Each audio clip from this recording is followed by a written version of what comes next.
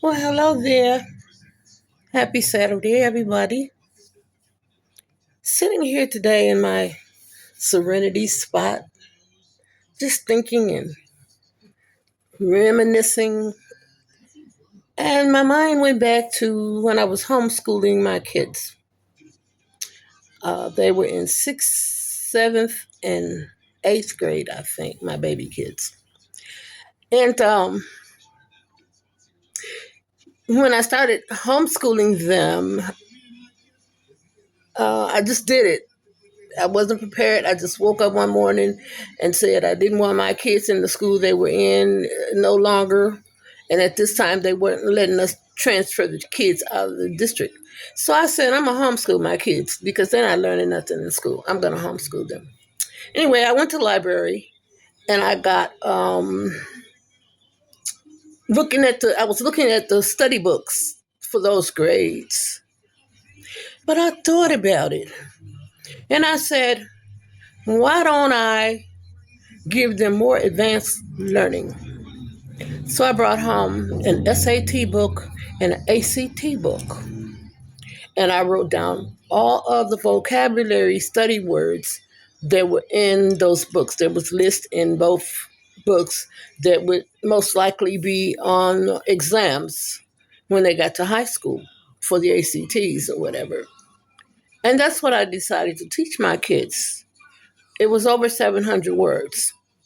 And I taught them the old fashioned way that we learned, write each word 10 times and make 10 sentences and 10 definitions, called rote learning, just doing it over and over and over again.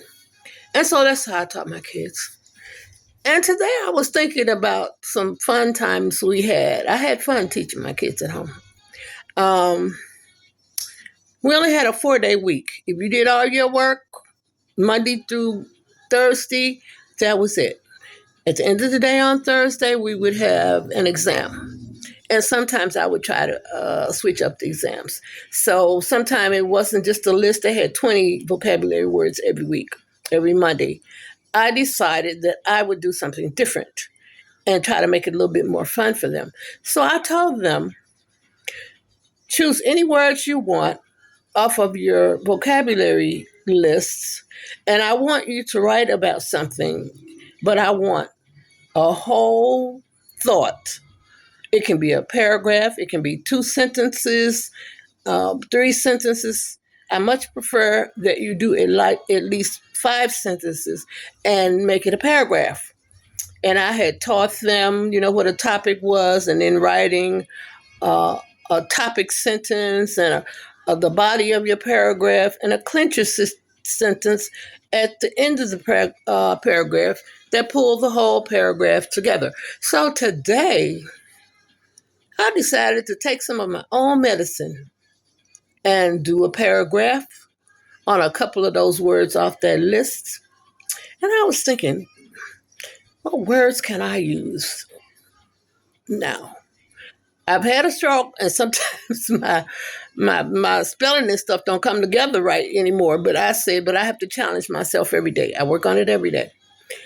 So I decided, looking at the news yesterday, I heard the word disenfranchisement.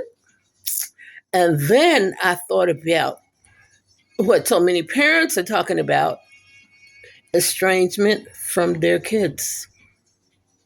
So I said, well, I think those are the only 2 words I'm going to use. What can I come up with? So first of all, I can't try to outthink my brain. Let me look up the definition now of these words. Estrangement sort of just means shortly not wanting to be a part of the group or the family anymore or whatever. Disenfranchisement is more like if the group or the parents or whatever decide they're going to put you out of said group, meaning the family. And so to parents, I just came up with this funny kind of topic. I hope I can read it. My writing is bad still, and so let me see. I want to get it right. So here goes. Uh, since here's what you can say to these people that want to be uncooperative, hard-headed, disrespectful. This goes for everybody. Partners, children, whoever. Here's something you can say to them. This is my complete thought. Since you decided to be so ignorant, uncooperative, and disrespectful, you have now been disenfranchised from the family, the group, whatever. And I don't care how you feel about anything. You can feel however you want to feel.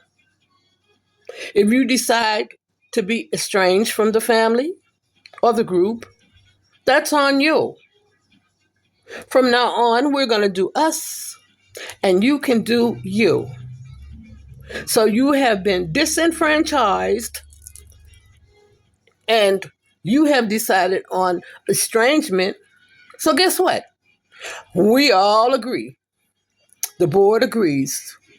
You are now free to go and do you. I just have one word for you. Be disenfranchised, be estranged, and be great. Bye-bye.